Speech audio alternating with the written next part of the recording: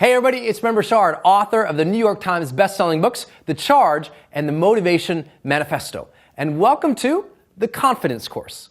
In this program, I'm going to share with you all the insights that I have learned conceptually and tactically to help you go to another level of confidence in your life, in your personal life, in your social life, in the mission that you are chasing in your life. How do we get you to another level of confidence is the topic of this course. It's an honor to have you here because I know the transformation that more confidence can give you in your life. I've felt it in my own personal experience, which I'll share with you, but I've also had the blessing of literally teaching millions of people around the world about the topics of motivation, confidence, high performance, influence, sharing their voice with the world. And over and over and over and over again, after 19 years of doing this work, I've found over and over and over and over again that people struggle with their confidence. You know, that in any given area, they may have some confidence or not enough confidence. But universally, I found that people always say, if I just had a little more confidence, maybe I'd leave my job. If I had a little more confidence, maybe I'd approach her and tell her what I want to say. If I had a little more confidence, I'd share who I really am with the world. If I had a little bit more confidence, I'd finally start that business I've been thinking about. If I had a little more confidence, I'd meet more people. I'd have more influence. I'd be a better leader. And the list goes on and on and on.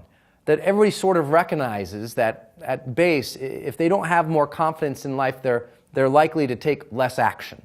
And so this is a session, and this is a course that's going to help you finally wrap your head around this topic and finally put some practices in your life to change your life, to increase your confidence and get all those results that you know are available to you if you just had a little bit more of this magical thing we call confidence.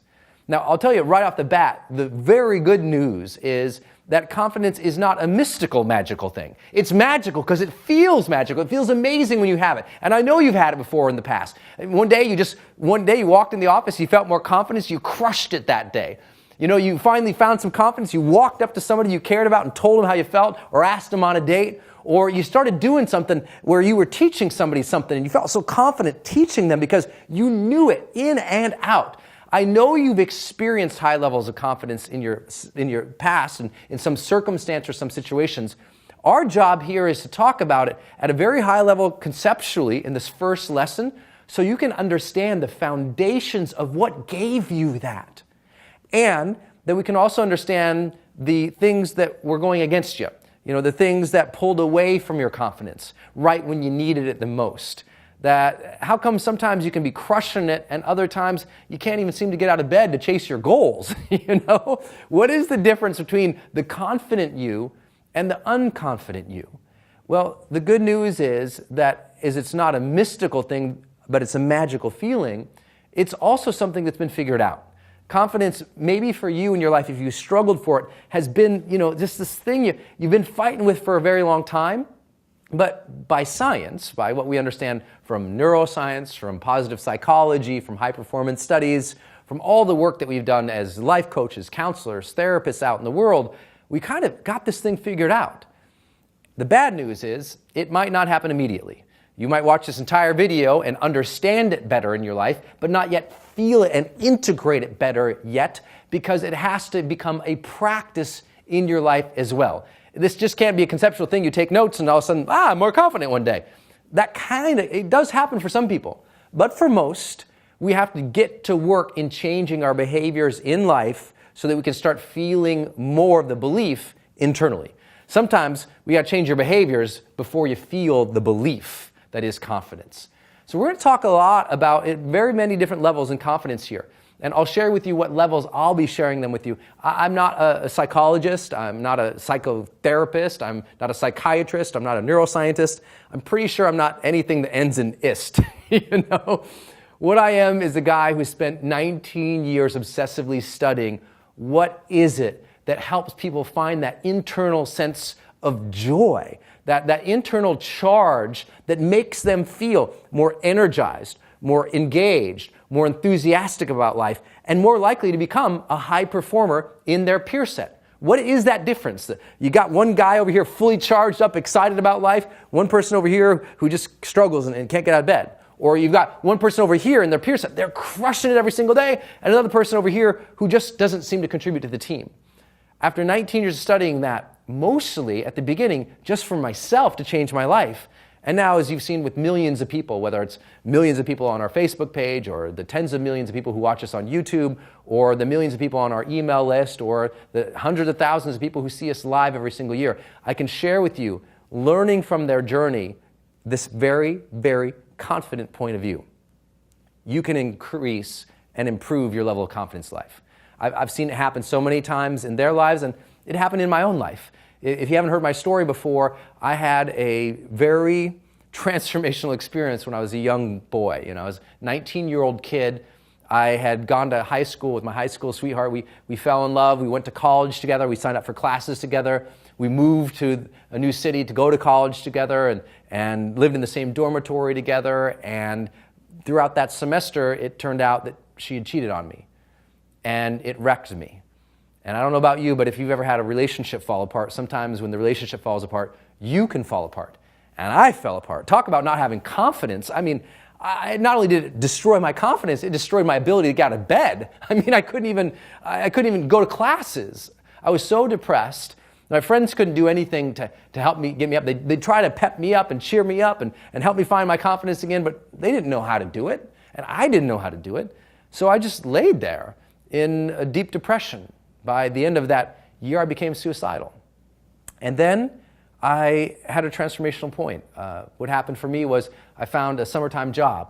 And I took the job down in the Dominican Republic, and I helped an entrepreneur down there and sort of became a glorified tour guide, really, was about it. But one night, returning from a client's house, my friend and I, who was driving, we got in a car accident. And I won't go into a big, long story here because maybe you've heard it before, but that car accident, that became the turning point in my life. It taught me at the end of our lives, we're all going to basically evaluate our lives in very similar ways. We're all going to ask, did I live? If we have a moment of cognition at the end of our lives, we want to know, did I live my life fully, vibrantly, passionately, joyously? I mean, was I fully charged? Was I alive? If this is the end, did I live my life? Well, guess what you need to have to live your life fully? Confidence. You have to have that. Otherwise, you'll never sense that you really lived because you held back, because you were too scared to take the risk, take the leap, try the new thing. Confidence is absolutely necessary to that. I also learned that we ask, did I love? Did I love openly and honestly? Did I live through my heart?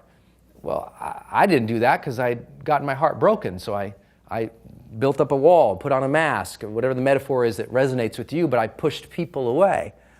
And guess what you need to have to be able to love someone fully, to be so vulnerable? You gotta have some confidence. And I learned that at the end, did I matter? Did I make a difference? Maybe I didn't change the whole world, but did I change somebody's world? Well, guess what? To make your difference in the world, to make your mark, to do the big things that you dream of and desire, to take action, to take risks, well, guess what that requires? Yep, you got it again, confidence. So I learned at a young age the power and the importance of these things. Now, I didn't know it at the time because the reality is I went home from the car accident. I didn't feel good about myself. I knew these questions, and I knew it could change my life. I knew I had to live. I knew I had to love. I knew I had to matter, but it took me a couple years to get it into gear because I didn't have confidence. And so it became an obsession of mine to figure out, how do I get more confident? Because I knew it was one of the things. To live, love, and matter, I knew I had to figure out basically three things. I had to figure out my motivation, because if I couldn't get out of bed and do something, good luck, right? Motivation is a precursor to confidence. That's why I hope you've read the Motivation Manifesto by now. I also knew I had to have the confidence, and I also knew I just had to have discipline. A desire to put what I knew into practice, especially in personal development, right? I say it all the time. Sometimes common sense is not common practice. You probably already know how to be more confident, right? You've heard it if you've studied personal development before. Stand more erect, be more strong, speak more powerfully, move and gesture more like you would if you were taking over the world, right? You're supposed to be this superhuman with, the cape on, charging around and screaming at the top of your lungs or making dramatic physical movements to pep yourself up. But you and I both know that might be common sense. It's not common practice. Most people don't pay attention to their energy they're given to the world. They don't pay attention to the state or the emotional reality they're experiencing because they're so busy, distracted, or numbed out. So they've lost sight of themselves and they've lost that sense of their power. This program, I believe, will bring you right back into that. Because what did I learn? After Live, Love, Matter, I learned motivation, I learned confidence, I started learning some high-performance tools and strategies. We'll give you right here in this course. And everything shifted. I went from the kid who just didn't really talk with the kids in the dorms to I knew everybody in the dormitories. I went from the kid who didn't really do anything with student groups to leading all the student groups. I went from the kid who came from a small, broken, economically depressed town to the kid living in San Francisco with a big corporate job. From the kid who had a big corporate job but had a bigger dream than that, who left his corporate job, who went bankrupt, who still believed in his message, still believed in what I was doing, and I pushed myself even further and further and further and further. And everyone said, how do you do it all? Well, a lot of it has to do with the way I think about myself, my role in the world, and where I'm coming from. And so I hope in sharing some of my own personal story in this course, too, you will find your own strength. Because I think our story is very similar. You and I both want to find what I call personal freedom. We want to be able to freely express who we truly are without any of the oppressions that hold us back, without our self-oppressions, our own doubt, our delay, our fears, our worries of divisiveness or separateness from other people. But we also want to be able to express who we truly are despite social circumstance. You want to be able to express who you truly are despite what your parents say to you, your peers, your professors, the people around you. You want to just have that personal freedom to express who you truly are as your highest self. That's personal freedom. If you read the Motivation Manifesto, you know what I'm talking about. But we also want that confidence to sort of bravely and courageously pursue our dreams. Personal freedom is about being our true self and pursuing our dreams unencumbered. And that takes a lot of confidence. So this is a topic I'm passionate about. 19 years of study now at this point, helping millions of people do this. Because of my confidence, I've been able to share my voice with the world. Because of my confidence, I've been able to build multiple 7-figure brands. I've been blessed to build an 8-figure business.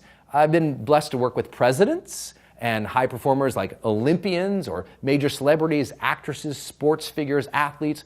I can share with you what I'm going to share with you in this program here. It is fundamental. Your job, though, will be to make this common sense, common practice. And if you can do that, you can have more confidence. Matter of fact, you're going to learn pretty quickly it's not something that you have at all. So let's get into this topic of confidence. First and foremost, it's a belief and a feeling. Let's define what it is. I'm going to talk to you in multiple levels in this course. Sometimes I'll be very conceptual, and sometimes I'll be very tactical. Because I think you need to understand the philosophy of what this thing is, but also the practices that will bring it out. So let's start with the definition. First and foremost, confidence is just a belief. It's an intellectual thought. It's a way of thinking, but it's also a feeling, a sensation in our body. Both those things are not things that you have, right? You don't have a belief that is confident. You don't have the feeling of confidence. We have to understand primarily with confidence, and this changed my life, was to understand it's something that you generate, not necessarily something you might feel or believe in the moment, but something you have to will yourself into believing. And over a period of time, it becomes a natural part of you. So if you ever heard my metaphor, my teachings before, it was a metaphor that changed my life when I figured it out, which is the power plant doesn't have energy, it generates energy.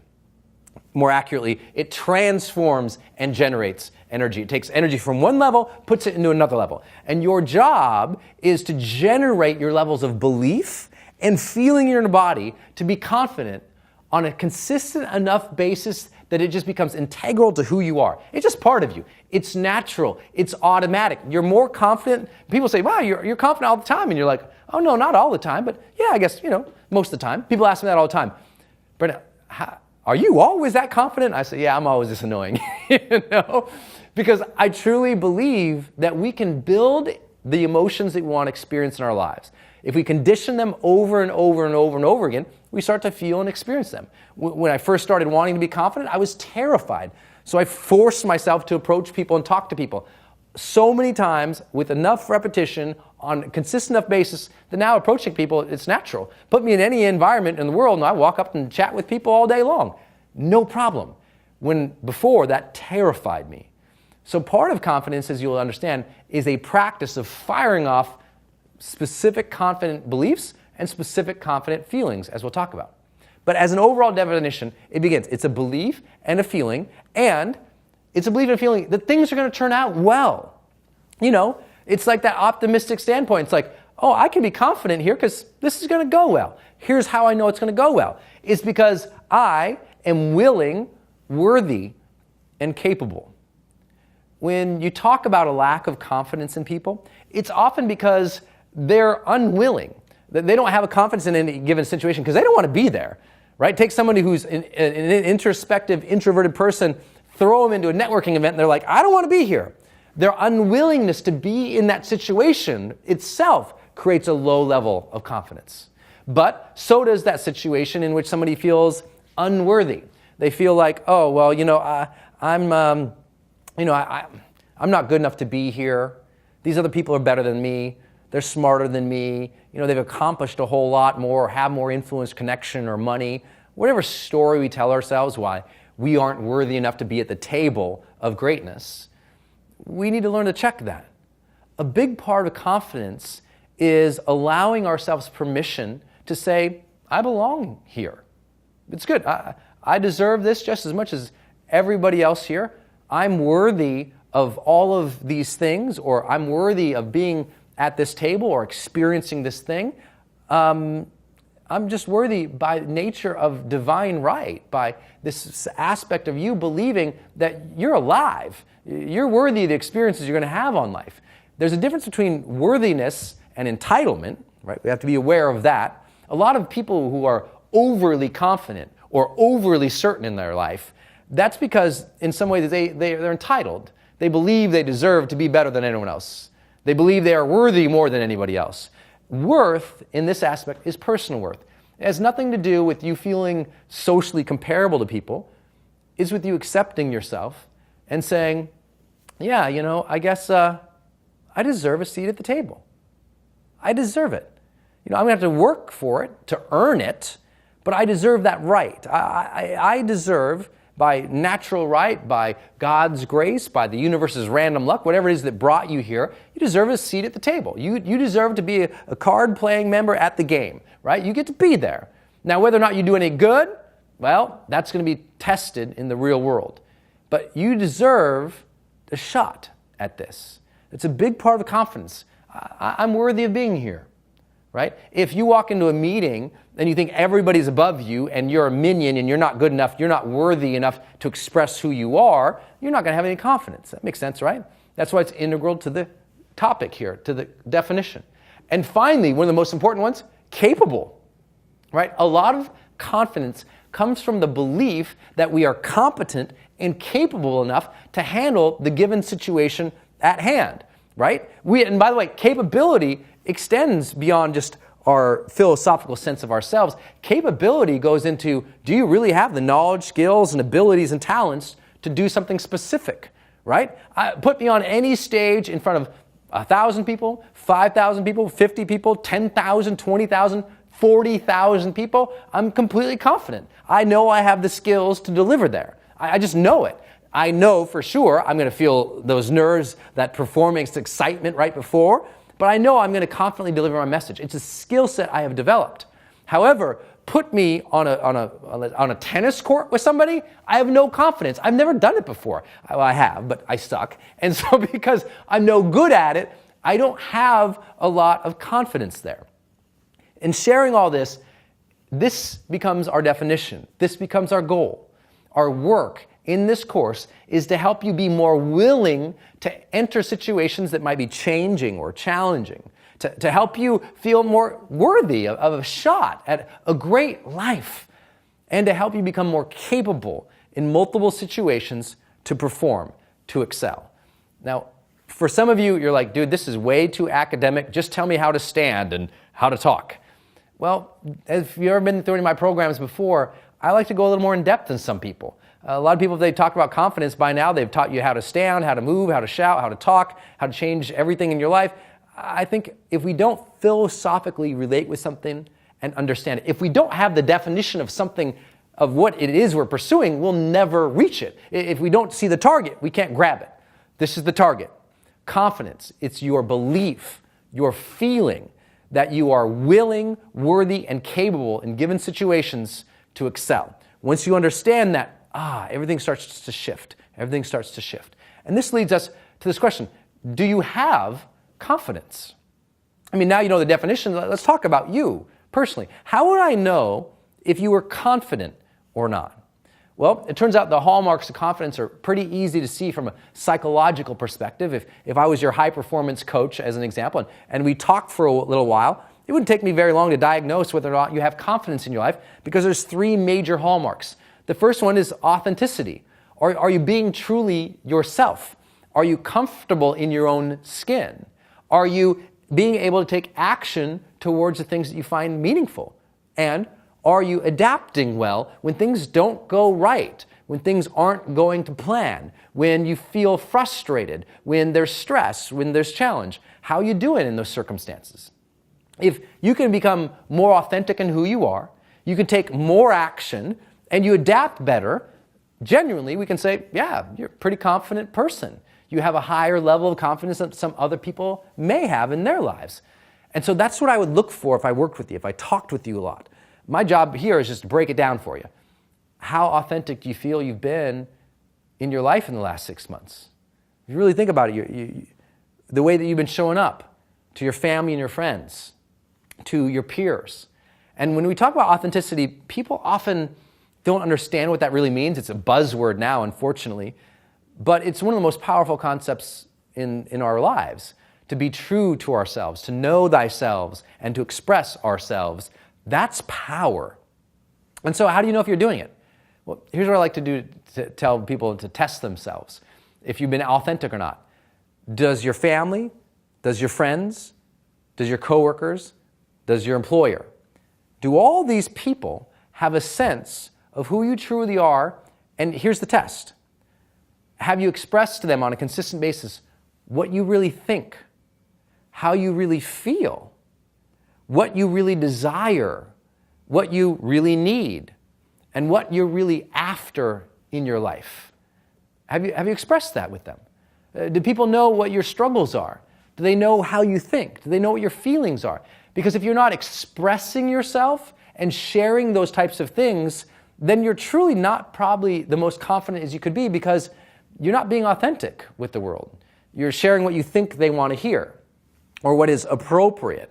You're sharing what would be popular, but you're not being true to your own struggles, to your own beliefs, to your own thoughts. Part of authenticity, it's not just a conceptual thing, it's a practical thing. Is she expressing who she truly is? Am I hearing her original thoughts? Am I hearing whether she likes this or doesn't like this? Am I hearing what she wants, desires of life? Because if she's not sharing that, then she's not being authentic. And she's not being authentic because she doesn't have a full grasp of her own confidence. Make sense? Well, what about action? Well, lots of people, they might take lots of action during the day. They take action all day long. You know, they get up, they feed the kids, they go to work, they crush it with the team, they're knocking off their bucket list, they're taking lots of action, but they're not really happy because their actions are also not authentic. They're going through the motions, they're checking the box, they're keeping up with the Joneses, they're doing what they thought they wanted to do, but the action isn't real for them. Confidence means an action in which you desire that action. You're not just look, there's a difference between busy and confident. Lots of people are busy, but they're not confident. They're not really going after the things they care for. Because they're not going after the things they care for, they start to feel unconfident, even though they take a lot of action. I know a lot of people who are very busy, but they're not really confident. They're just good at doing what they're supposed to do, but they're not really confident in themselves enough to do the things that they care about. That's the difference. And then finally on here is adaptability. It's one of the most important hallmarks of psychological health. Are you an adaptable person? Not adapting to not becoming a chameleon to fit in with everybody, but adapting to social cues, adapting to to obstacles. Adaptability is a part of resilience. When things go wrong, can I adapt and adjust my strategies to do better at this? Or do I go paralyzed and fetal on the couch? All of these things relate back to confidence. Now, I know if you're somebody like me who obsesses about reading psychology, you've heard me mention a lot of things here that we know is the basis of not just confidence, but also self-esteem, self-efficacy. We'll be talking a lot about the concepts of those things and other psychological concepts throughout this program. Again, I'm not a psychologist, but I've spent most of my life reading that work and working with psychologists. I would say, I feel like maybe 20% of my high-performance clients or my high-performance students who come to High Performance Academy are psychologists or psychiatrists. They're trying to deepen their understanding of the more practical sides of their art, which I call high performance. So it's helping them get to that other level. So I've worked with them. They've gone through my programs and my work, and I keep getting this validation. Like, Brendan, you've read a lot of psychology. I say, well, yeah, it's important to me. We have to master these things. So if any of this sounds too heady and you just want to jump in and tell me something to do me one more favor. Have confidence in me, in the process of this course. Be patient with yourself as we're going through this journey to figure out how you can get ahead, how you can make things happen. Trust in this process that will get you where you need to go. Because I have a way of enrolling you and getting you into the better parts of your mind. And if you allow me to do that, I think then when we get to the tactics, boom, you'll crush it. Because now you'll be there and you'll be ready. So what's next? How do you feel? I talk to people all the time. I say, well, how does confidence feel to you? We know what it is from a psychological standpoint: authenticity, action, adaptability. But here's how you sense it. It's like confidence is knowing that I can cope, that I can act like I want to act, like I intend to act, and I can succeed in the situation. Like people will always say all the time, it's just trusting in myself. It's trusting that I will reliably show up as my best self and do a good job. This is the one I like to give people all the time. They're like, what's confidence? I say, it's trusting that you will reliably show up as the best of who you are and you'll do a good job. That's all. That's all we need to know. You're going to show up as your best self. You're going to do a good job. So if that's all you focused on in this next 30 days, say, I'm going to show up today as the best of who I am. I'm going to work my butt to do my best job possible. And you enter the day with that intention, we'll start building the effect of confidence along the way.